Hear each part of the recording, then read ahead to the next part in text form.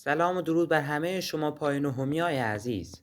امروز میخوام یکی دیگر از مطلب‌های کتاب ریاضیتون یعنی فصل مجموعه برای شما تدریس کنیم. خب سوال داریم. سوال گفته مجموعه 2 به توان 400 به علاوه 2 به توان 400 به علاوه 4 تا 2 به توان 401 چند عضو دارد. خب ما باید از روی این که 2 به توان 400 بفهمیم که چند عضو دارد. اول میخوام یک نکته راجع به جمع اعداد تواندار براتون بگیم. وقتی خب 3 به توان 3 به علاوه 3 به توان 3 به علاوه 3 به توان 3 مساوی چند؟ نگاه کنید در این جمع همه اعداد پایه ها برابر توان ها برابر، ولی خب ما نمیتونیم فرمول ضرب انجام بدیم چون که جمعه.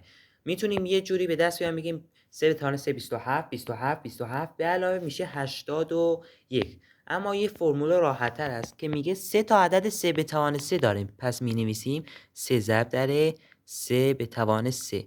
خب این 3 که توان نداره توانش چنده؟ 1. توان 1 رو میگذاریم، پایه ها برابر یک از پایه رو می‌نویسیم، توان ها رو جمع می‌کنیم. حالا اینجا هم همون اتفاق رخ داده. مثلا اینجا 2 به توان 2 بوده، اینم 2 به توان 1 بوده. خب حالا چطور این هیچ جمعی روش نیست و شده 2 به توان 401؟ خب به خاطر اینه که این عدد در اصل این بوده که گفته 2 به توان 400، همین 2 به توان 400 شده به علاوه 2 به توان 400. یعنی وقتی جمع عدد و این عدد رو خنثی کنیم، مثلا 4 شد 2 به توان 2، اون عدد شده 2 به توان 400. دیگه به جای نوشتیم 2 به توان 1 ضرب در 2 به توان 400 که اگه حسابش کنیم پایه ها برابر یکی از پایه ها رو می نویسیم و توان ها رو جمع می کنیم. حالا گفته چند تا عضو داره. نگاه کنید توانش چنده؟ 1. توانش چنده؟ 2. چندمین عدد توی الگو 2. پس این توانش چنده؟ 400. چندمین عدد 400. تعداد عضو این مجموعه 400 تاست.